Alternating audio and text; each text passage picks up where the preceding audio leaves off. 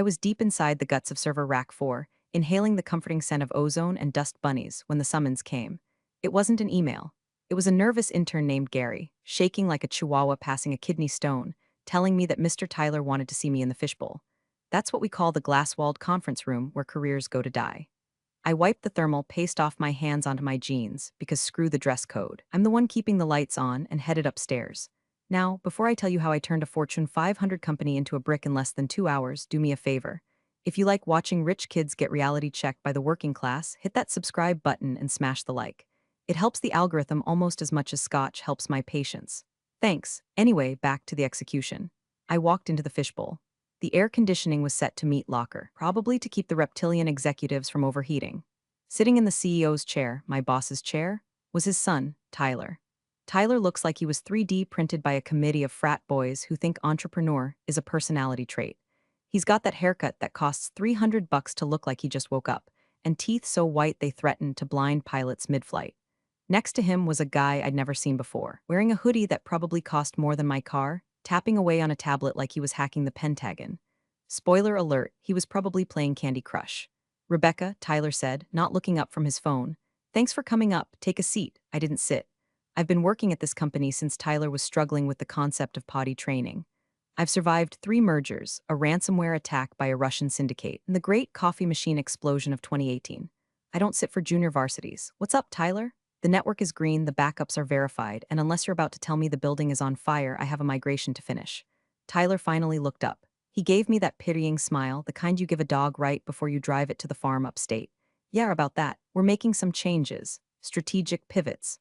We're moving to a cloud native, synergy-focused infrastructure. I blinked. Tyler, those are buzzwords. They don't mean anything. Our infrastructure is already hybrid cloud. I built it. Right, he said, waving his hand dismissively. But it's clunky, old school like you. We need fresh eyes. This is Braden. He gestured to Hoodie Guy. Braden is a visionary. He's going to be taking over as CTO effective immediately. The silence that followed was loud enough to break glass.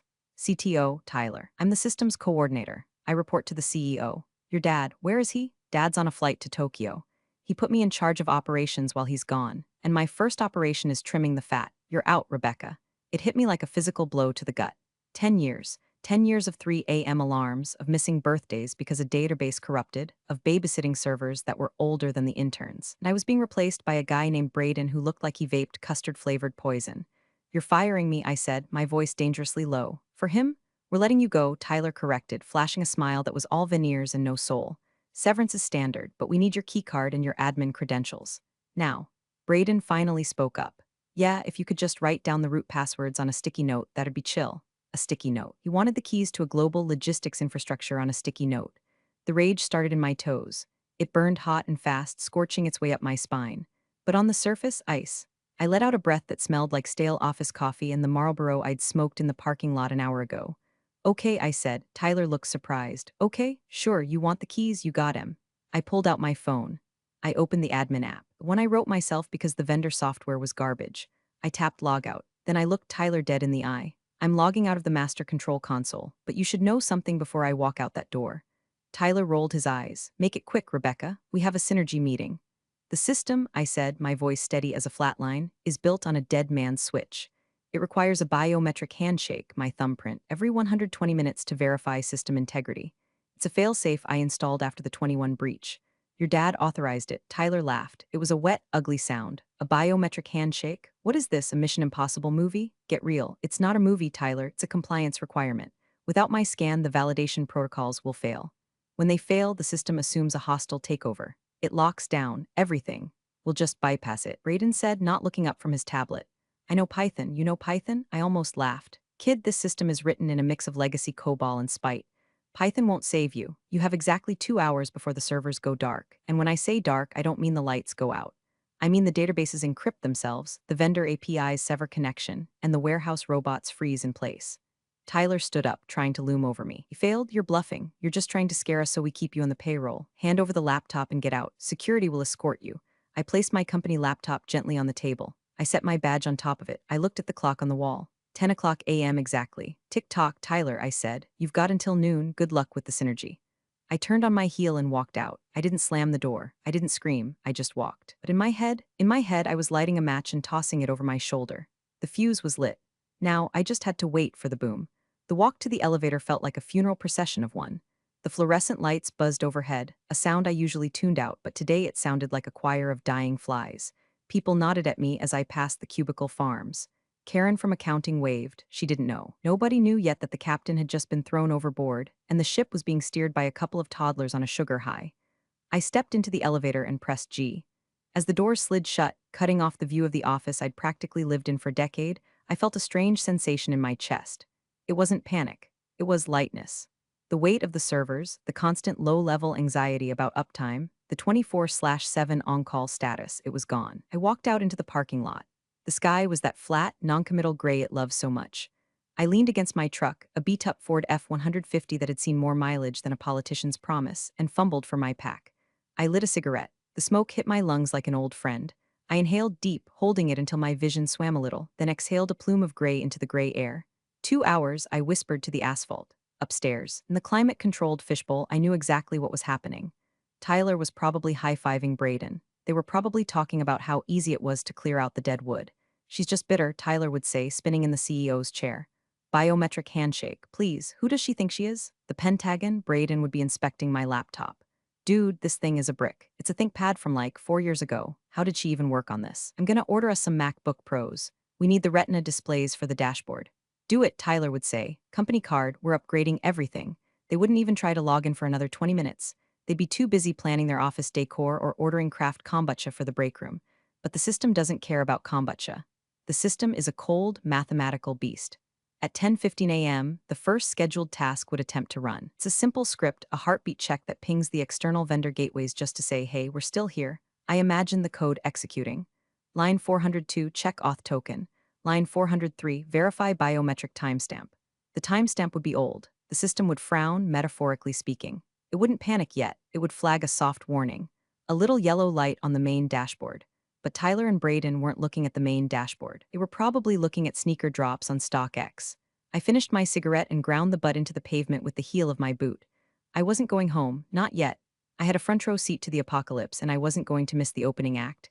There's a dive bar across the street called the Library. It smells like sawdust and regrets. Perfect. I walked in, ordered a whiskey neat, and set my personal phone on the bar. I have a secondary notification system set up, a shadow relay that pings my personal device whenever the main server throws a critical error. I built it so I could know about fires before the help desk even picked up the phone. I hadn't disconnected it. Why would I? It was about to be the best entertainment in town. At 10:45 a.m., my phone buzzed. Notification: user admin failed login attempt. IP address: internal exec suite. I smirked into my glass. We're trying to get in. Hey, Braden would be saying, tapping at the keyboard with his sticky fingers. Tyler, it's not letting me in. It says access denied, guarantor key missing. Try password 123, Tyler would suggest, because he's an idiot. I tried that. I tried admin. I tried root. It's locked, dude. Call IT support, Tyler would snap. Tell them to reset the password. I took a sip of whiskey. The burn was pleasant. IT support was Dave. Dave is a good kid, but I trained him to never, ever touch the root directory without my written sign-off. My phone buzzed again. Notification, ticket hash 9942 created. Subject, can't log in, fix now. Priority low, priority low. Dave knew. Dave knew that if the request came from Tyler and didn't copy me, it went to the bottom of the pile. Her key, I muttered to the bartender, who was wiping a glass with a rag that looked dirtier than the glass. I think they don't need the key. Rough day? The bartender asked. Best day of my life, I said. Hit me again. The countdown was at 90 minutes. The heartbeat check had failed. The system was now moving from curious to suspicious. Next stop, paranoid, and trust me, you don't want a multi-million-dollar logistics network to get paranoid. It starts shutting doors you didn't even know were open. The whiskey was settling in, warming the cold knot of anger in my stomach. The bar was empty except for me and a guy in the corner playing a slot machine that sounded like a depressed carnival. My phone buzzed. 11:10 a.m. Notification, system alert, load balancing failure, node 4 unresponsive. Here we go. See, the way I built the infrastructure is like a house of cards, but glued together with very specific, very neurotic logic. Load balancer distributes traffic between our servers in Virginia and the backup site in Ireland. Every hour, it asks for permission to rotate the encryption keys. If it doesn't get the biometric handshake, it assumes the connection is compromised. It doesn't just stop, it protects itself. It starts cutting bridges. In the office, the lights would still be on. The coffee machine would still be working. But on the monitors in the logistics department, screens were starting to freeze. I could picture Sarah in dispatch. She's been there 20 years. She types with 2 fingers, but she can route a fleet of trucks across a blizzard with her eyes closed. She'd be hitting refresh right now. Why is the tracking spinning? She'd yell over the cubicle wall. Mine too, Mike from inventory would answer. I can't pull the manifest for the Chicago shipment. It says, awaiting guarantor verification, up in the fishbowl. Tyler and Braden were probably starting to sweat. Just a little, a light sheen on the forehead. My phone buzzed again, a text message. From Dave in IT. Dave, hey boss, strange request from the prince. He's screaming about passwords. Says you quit? Please tell me that's a joke. Also, dashboard is flashing yellow. What's going on? I didn't reply, not yet. Let them marinate. 10 minutes later. 11:20 a.m. The text wasn't from Dave this time. It was from an unknown number, but I knew who it was. Unknown, hey Rebecca, it's Tyler. Hope no hard feelings. Listen, quick question. Braden is having a little trouble syncing his credentials. Does the system really need your scan, or is there like a master code? Just need to push a small update. Thanks. Quick question. Small update. The language of the incompetent. I stared at the screen. I could hear his voice, that condescending, breezy tone that assumed the world existed to serve him. He thought this was a glitch. He thought I had put a password on a Word document. He didn't understand that he was sitting inside a submarine and he had just opened the screen door. I typed back, me, not a code, it's biometric. 40 minutes left, Tyler. I put the phone down. 11:30 a.m. The notifications on my Shadow app were coming in faster now, scrolling up the screen like the Matrix code. Critical database lock initiated. Critical API gateway timeout. Warning, external vendor FedEx connection severed. Warning, external vendor UPS connection severed. That was the big one. We're a logistics company. If we can't talk to the shippers, we aren't moving boxes. We're just a warehouse full of expensive junk. I closed my eyes and imagined the sound on the floor. The phones would be ringing now. Customers asking where their tracking numbers were. Drivers calling in from the road because their tablets had gone dead. The hum of the servers in the basement would be changing pitch, the fans spinning up to max speed as the processors tried to resolve the deadlock, getting hotter and hotter, screaming into the void for a key that wasn't there. My phone rang. It was Tyler. I let it ring. It rang again and again. I picked up on the fourth try. Hello? I sounded bored. I sounded like I was browsing Netflix for a documentary about cheese. Rebecca, Tyler's voice was an octave higher than usual. Pick up the damn phone. Why is the shipping module down? We're losing $40,000 a minute. I told you, Tyler, dead man's switch. The system thinks the cockpit is empty. It's putting the plane in the ocean to keep it from being hijacked. Fix it. Give me the code. I can't give you a fingerprint over the phone, genius. Unless you want me to fax you my thumb? This is sabotage. He screamed. I'll sue you. I'll have you arrested for cyber terrorism. I didn't do anything, Tyler. That's the point. I'm doing exactly what you told me to do. I'm gone. The system is working exactly as designed. It's verifying that the authorized administrator is present. You fired the authorized administrator. This is on you. Braden says he can bypass it. He's in the command shell right now. I laughed. A genuine belly laugh. Braden is in the command shell, Tyler. Tell Braden that if he tries to force a mount on the encrypted drive without the key, the system activates the scorched earth protocol. It deletes the encryption headers. Data turns to noise. Forever, there was a muffled conversation on the other end. I heard Braden's voice sounding panicked. Wait, she said, scorched earth, dude, stop typing. Stop typing, you're bluffing, Tyler said, but his voice was shaking. Try me, you have 25 minutes, I hung up. The bartender poured me another shot without me asking. Sounded intense, he said. Just walking a guy through a reboot, I said, swirling the amber liquid. He's having trouble with the on switch. The bar was starting to fill up with the lunch rush, mostly guys from the nearby construction site, dust on their boots, exhaustion in their eyes. My people. I blended right in, except my exhaustion was existential, and my dust was metaphorical. My phone was now vibrating so constantly, it felt like an angry hornet on the bar top. 11:40 a.m. The internal chat threads were leaking. I'm still in the WhatsApp group for the night shift survivors, a group chat created 5 years ago during a blizzard when we were stuck in the office for 3 days. Sarah dispatch. Anyone seen Rebecca? Tyler is running around the floor screaming at the servers. Literally screaming at the metal boxes. Ike inventory. Dave from IT says she got fired. Is that true? If she's gone, who the hell knows how to fix the legacy bridge? Dave IT, I'm hiding in the server closet. Braden just asked me what a Linux is. We're doomed. Lol, I smiled. They weren't panicking about the job, they were panicking about the incompetence. There's a difference. I knew Tyler's next move. When the toddler breaks the vase, he runs to Daddy. Tyler would be frantically dialing the CEO's private number. Dad, you gotta pick up. The computer is doing the thing, the lady broke it. But here's the beautiful part. The CEO, let's call him Mr. Sterling, is a man of habits. When he flies international, he flies disconnected. He calls it his Zen time. No Wi-Fi, no satellite phone unless the plane is crashing.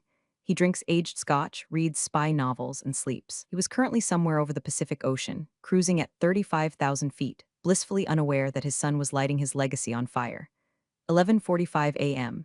Tyler called me again. I ignored it, then a new number called. This is Rebecca, I answered, crunching on a pretzel. Miss Vance, this is Jonathan from OmniCorp Support, the external contractor. Hey, Jonathan, long time. How's the wife? She's good, Rebecca. Look, we just got a P1 emergency ticket from a guy named Tyler. He's demanding we remote in and disable the biometric lock on your core server. He says he's the acting CEO. He is, I said, technically. Okay, well, he's screaming. But here's the thing, I'm looking at the documentation you filed in 2021. The Guarantor Protocol. It says explicitly that any attempt to override the biometric lock remotely is a violation of the Federal Data Privacy Agreement we signed with the healthcare clients. If we force this, we trigger an audit, a federal audit. I took a slow sip of whiskey. That sounds accurate, Jonathan. Section 12A, paragraph 3? Right, so I can't do it. I literally cannot do it without losing my license and probably going to jail. I tried to explain this to him. He told me I was fired too. Sounds like him. Rebecca, what do you want me to do? The system is cascading. We're seeing packet loss in the 80% range. The warehouses are going dark. The robots have stopped moving. Do nothing, Jonathan. Follow the protocol. If you intervene, you're liable. Let it ride. He's threatening to sue OmniCorp. Let him. He can't sue you for following the compliance laws his father signed. Just document everything. Record the calls. Already doing it. Good luck, Rebecca. You're a stone-cold killer, you know that? I'm just a tech for data, Jonathan. Just fixing the flow. I hung up. 11:50 a.m., 10 minutes. The complication for Tyler wasn't just the tech. It was the web of legal and bureaucratic armor I had built around that tech. He thought he was fighting a computer program. He didn't realize he was fighting the entire US legal code regarding data privacy. I had built that wall not to keep hackers out, but to keep idiots like him from getting in. I knew deep down that one day Mr. Sterling would retire and this haircut in a suit would take over. I had prepared for this day for years. The text came through from Dave again. Dave, Tyler is crying, like actual tears. He's in the fishbowl, banging on the glass. Braden is sitting on the floor with his head in his hands. The lights in the hallway just flickered. Is that normal? Load shedding. The system is cutting power to non-essential circuits to preserve the core memory. Tell everyone to save their work locally. The network drives are about to vanish. Dave, you're scary. I love you. I wasn't scary. I was just thorough. The bartender looked at me. You waiting for someone? Yeah, I said, checking my watch. I'm waiting for an apology. 11:55 a.m. 5 minutes to midnight, or noon technically, but it felt like midnight. My phone rang. Was Tyler again? I let it ring 3 times. 4. On the 5th ring, I slid the green icon. Rebecca, his voice was different now. Gone was the arrogant boardroom bark. Gone was the shrill panic. This was the voice of a man looking over the edge of a cliff and realizing he forgot his parachute. It was quiet, defeated. Hey, Tyler. Found that sticky note yet? Please, he said. Please, Rebecca. Stop it. I'm sorry. Okay? I'm sorry I fired you. Just come back. Come back and fix it. We can talk about a contract. Consultant basis. Consultant basis, I repeated, tasting the words. They tasted like cheap ash. You fire me after a decade, humiliate me in front of a guy who wears a hoodie to a board meeting, and now you want to hire me back as a consultant? I can't restart the system, Rebecca. The contractors won't touch it. They're citing some legal thing. It's not some legal thing, Tyler. It's the law. Go to my desk. Is my laptop still there? Yes, he sniffled. It's right here. Open it. It's locked, but you can access the public read-only folder from the guest account. Do it. I heard him fumbling. Okay, I'm in guest account. Go to the folder marked Doomsday. Yes, I actually named it that. Open the PDF titled Compliance Protocols 2023. I see it. It's 300 pages. Go to page 42. Section 12A. Read the highlighted paragraph. Aloud, I heard the silence of him scrolling. Then, a shaky breath. In the event of a system-wide reset or administrative change, he read, his voice trembling, the primary system guarantor, that's you, must be physically present to authenticate the chain of custody. Failure to provide biometric verification constitutes a breach of the Federal Data Protection Act, Level 4. Keep reading, Tyler. The bold text. Any attempt to bypass, circumvent, or spoof this authentication will result in an automatic notification to the Department of Homeland Security, Cyber Division, and an immediate freeze of all company assets pending federal audit. Silence. Long, heavy, terrified silence. You rigged the system to call the feds? I didn't rig it, Tyler. I secured it. We handle medical logistics. We move sensitive data. That protocol protects us from Russian hackers, and apparently protects the company from you. If Braden tries to force it, then you aren't just bankrupt, I said, leaning back on the bar stool. You're a felon, you'll be trading that Italian suit for an orange jumpsuit. And let me tell you, orange isn't your color. What do I do? He whispered. It was a plea. A child asking how to fix the lamp he broke. You can't do anything, I said. You have less than 2 minutes. If I'm not there to scan my thumb. System assumes you are a hostile actor. It shuts down, the databases lock, the keys are deleted, the company goes dark, and then the automatic report goes to Washington. Come back, he begged, name your price, anything, double your salary, triple it. I looked at the clock on the wall. 11:58 a.m., it's an 8-minute drive from the bar to the office, Tyler. Even if I left right now, I wouldn't make it. No, don't say that. You wanted to trim the fat. I said coldly. Well, you cut the heart out instead. Hope you know CPR. Rebecca, wait, I hung up. 11:59 a.m. I watched the second hand on the analog clock above the bar. Tick, tick, tick. At noon exactly, the lights in the bar didn't flicker. The world didn't end. But on my phone screen, the waterfall of notifications stopped. It just froze. And then a single, final notification appeared. Red text on a black background. System status, lockdown initiated. Assets frozen. Report filed. Boom, I whispered. I signaled the bartender. I'll close my tab but keep the bottle out. I have a feeling I'm going to have company soon. The thing about a building controlled by a central server is that you forget how much is actually controlled by the central server. It's not just email, it's the electronic door locks, it's the badge readers, it's the smart glass tinting on the windows. When the lockdown hit at noon, the smart building became a stupid prison. According to the play-by-play I was getting from Dave, who was now live streaming audio to the WhatsApp group, the office had turned into a scene from a disaster movie minus the zombies. Dave voice note, dude, the blinds just slammed shut, all of them at once. It's pitch black in here except for the emergency exit signs, and the AC just shut off. It's getting quiet, too quiet. Oh wait, Tyler is screaming again. I sat in the bar, sipping water now. I needed to be sharp for the finale. Back at the office, the reality of the freeze was setting in. The warehouse robots, those little orange automated units that scurry around the floor picking boxes, had all stopped. Dead, in the middle of the aisles. A frantic manager from the warehouse floor called the fishbowl line. Tyler, the bots are dead. We have trucks at the dock waiting to load and we can't move the pallets. The inventory system is showing a skull and crossbones. Okay, I didn't program a skull and crossbones. That was dramatic license by the manager. But the default error screen is a stark black box that says fatal exception. Pretty close. Then came the defection. Braden, the visionary, realized that this wasn't a coding challenge. This was a career-ending event. Dave narrated the scene via text. Dave, Braden just stood up. He threw the tablet on the table. He's yelling at Tyler. I didn't sign up for this. You said it was a simple reorg. I'm not going to jail for your dad's company. I could visualize it perfectly. The hoodie adjusting. The frantic packing of the backpack. Dave, Braden is running. He's actually running to the stairs. He tried the elevator, but it's locked out. Ha ha ha ha. He has to walk down 12 flights. Tyler was alone in the dark. A glass room that was rapidly heating up because the HVAC was offline, controlled by the BMS, which was linked to the core server, which I controlled. My phone buzzed. It wasn't Tyler. It was a notification from flight tracking software. I had an alert set for Mr. Sterling's tail number. Status change, flight 808, diverted, I tapped the details. Reason, medical emergency on board? No. Reason, passenger request / priority landing. The old man had internet again. Maybe the plane dipped low enough, or maybe he finally paid for the insanely expensive Wi-Fi.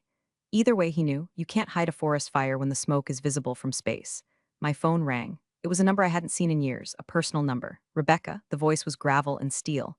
Mr. Sterling, hello, sir. Enjoying the flight? Cut the crap, Vance. I'm looking at a dashboard that tells me my company has ceased to exist. I'm looking at a notification from the DHS asking if we've been compromised by a foreign state.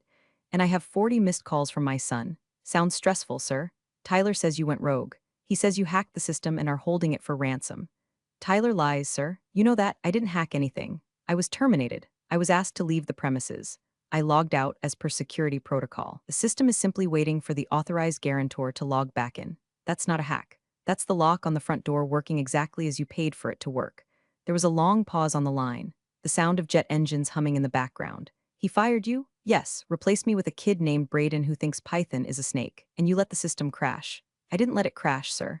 I honored the chain of command. You put Tyler in charge. Tyler put me on the street. The system followed the logic. He grunted. It was a sound of reluctant respect.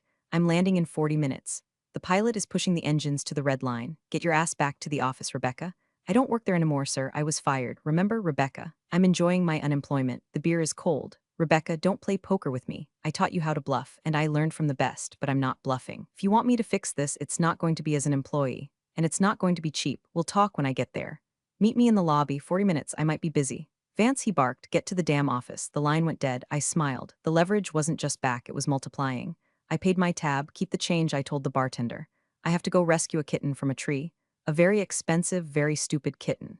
I walked out to my truck. The sun was trying to peek through the gray clouds. It felt good. The drive back was slow. I obeyed every speed limit. I stopped at every yellow light, let them sweat. Let the silence of the dead warehouse sink into the walls. When I pulled into the parking lot, it was chaos. Logistics trucks were backed up onto the main road, honking. Drivers were standing around smoking, looking confused. The building itself looked dark, lifeless. I parked in my usual spot. I didn't go in. I leaned against the hood of my truck, crossed my arms, and waited. The king was coming home, and the prince was about to get dethroned. A black town car screeched into the lot, bypassing the line of idling trucks by hopping the curb, classic Sterling.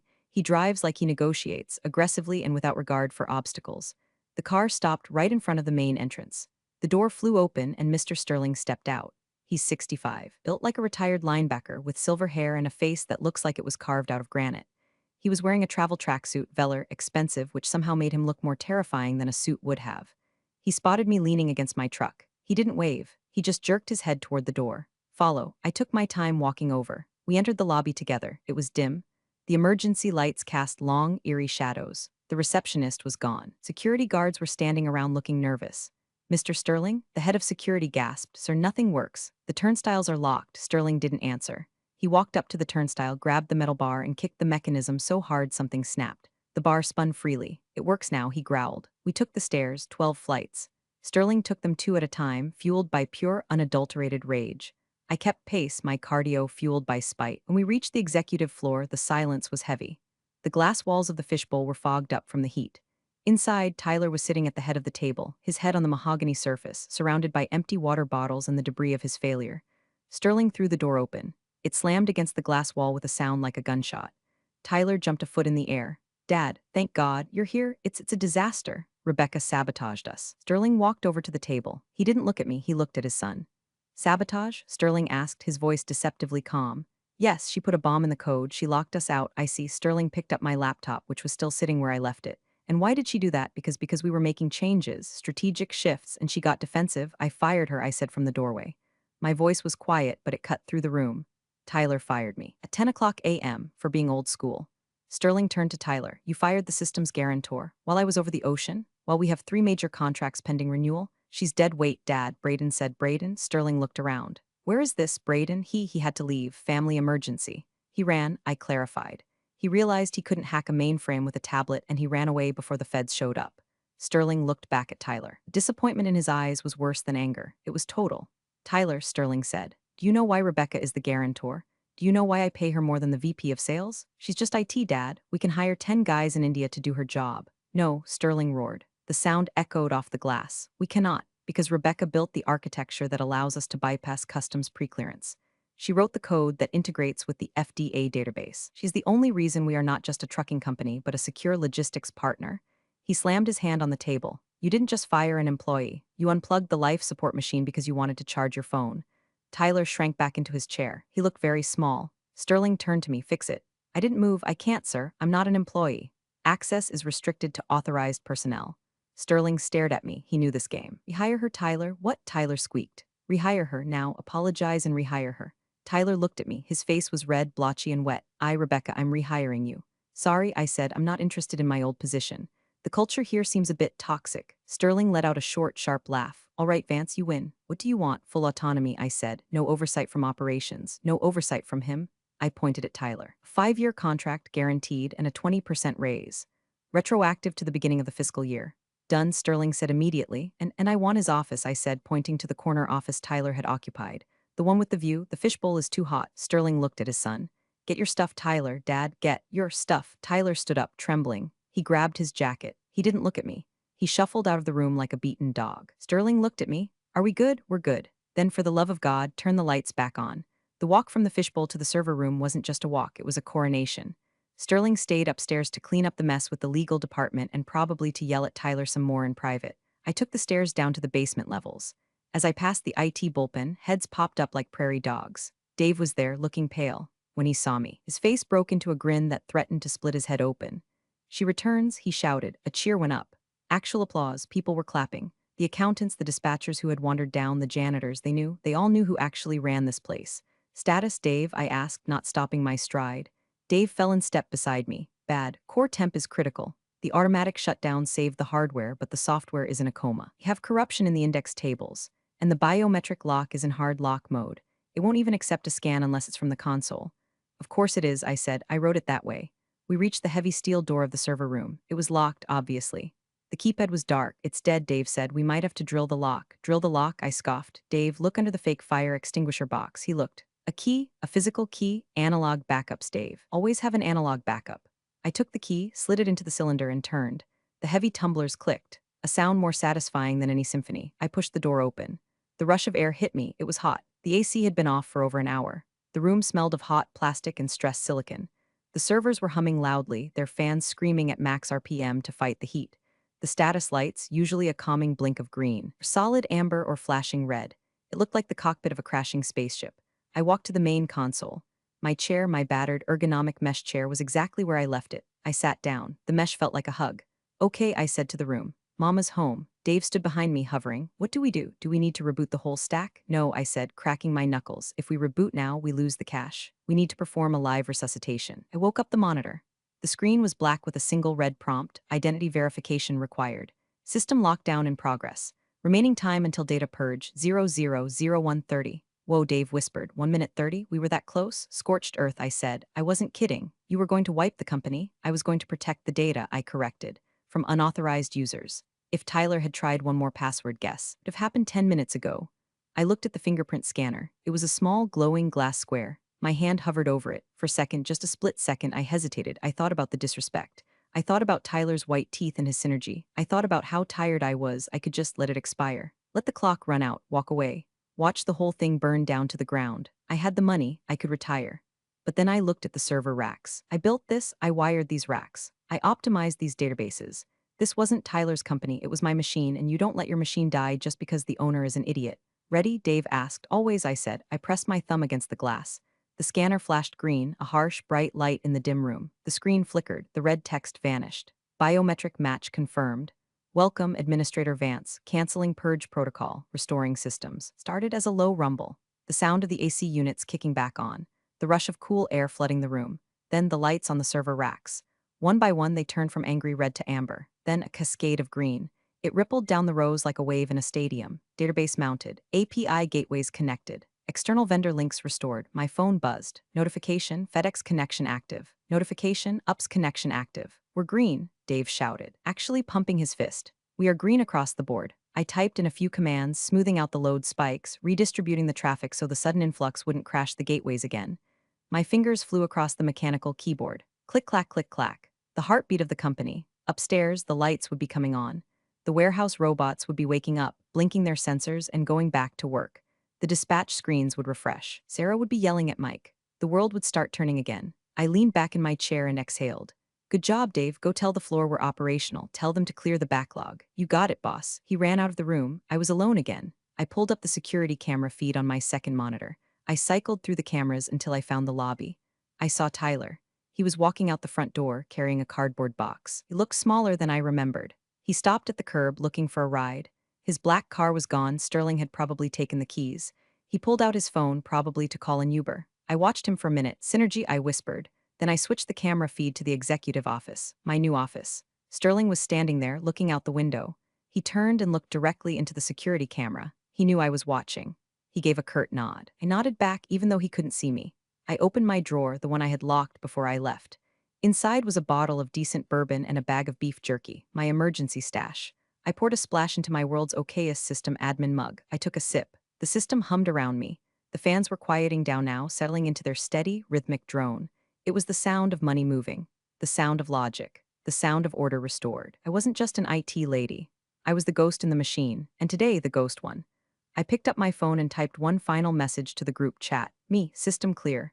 Don't touch my settings again. See you all tomorrow. I put my feet up on the desk, lit a theoretical cigarette because the halon gas system is sensitive, sadly, and watched the green lights blink. We're all healed, especially my bank account. Big thanks for watching, you sneaky seniors. Subscribe to keep the coffee pot brewing revenge. Your ex-colleagues won't know what hit 'em.